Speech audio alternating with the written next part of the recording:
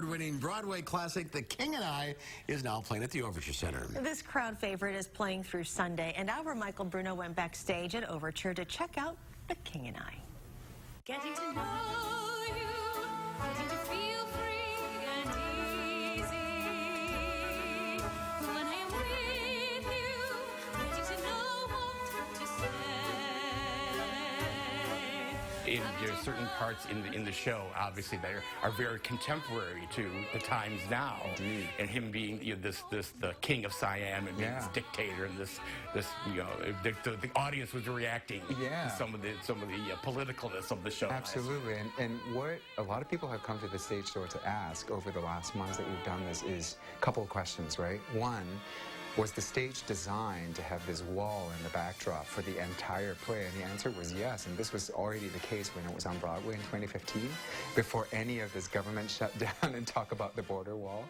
And the other question that they like to ask is, the king has this line where he says, one day I wish to build a fence around Siam, next day maybe I let the rest of the world in.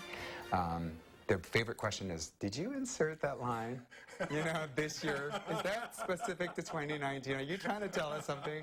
And actually, it's from the original manuscript. And a lot of the geopolitics of Siam and Cambodia and the colonial masters were already in the material as written by Rodgers and Hammerstein. Sometimes I think the people going mad.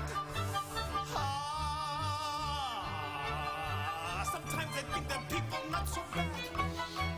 And so when Bart Shear and his team went and dug through this material, they made sure to insert a lot of the politics back into the show to give the king a little bit more of a gravitas and a lot more reason to be burdened by what is happening around him during the day, and a lot more reason to be at times in conflict between wanting to open his country up and potentially defend his country and prevent foreign influences from coming in. So the whole show really can be boiled down to this nutshell statement of, it's about a country that is struggling to determine whether or not to let foreign influences in, and that alone is just so apropos to these times that it often resonates. And some lines will, on some nights, stop the show because the audience will start clapping and cheering. It's great. Whenever I feel afraid, I hold my head erect and whistle a happy tune so no one will suspect I'm afraid.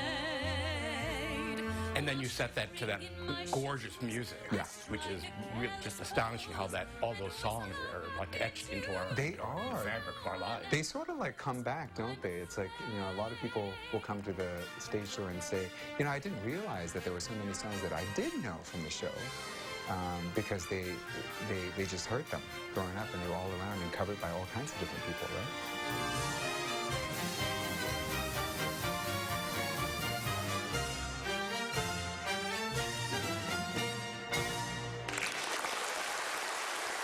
You're right, all those songs. All those songs you know and love. Yeah. They're all in that musical. It's amazing. And Byrne used to live in this area. Byrne actually lived in Madison for a while and worked at Epic for a while, so he has a local connection. He decided to get into Broadway? Yes, and actually was going to law school and auditioned for the show and got in the touring company. Oh, you're kidding. I know, it's an amazing story. And he understudies also for The King. So there's an outside chance that you may see him understudy and go on for The King in the show. It's wonderful. Wow, that's Right place, right time. fantastic. Right place, right time. And I so wanted to get that dress. I was going to ask you about the dress. I know, if Billy Porter could wear that dress, I wanted that hoop dress. Oh, at the Oscars? Exactly. To be able to dance in that is just amazing. It's one of those classic moments in The King and I when she has that dress on and they do that waltz number for Shall We Dance. It's pretty amazing. Next time. Yeah, next time. The King and I at Overture Center through Sunday. Go to overture.org. There are some seats left, not many, but some. So The King and I. Michael, thank you. Have a great weekend. Absolutely. We'll be right back with a final check your forecast.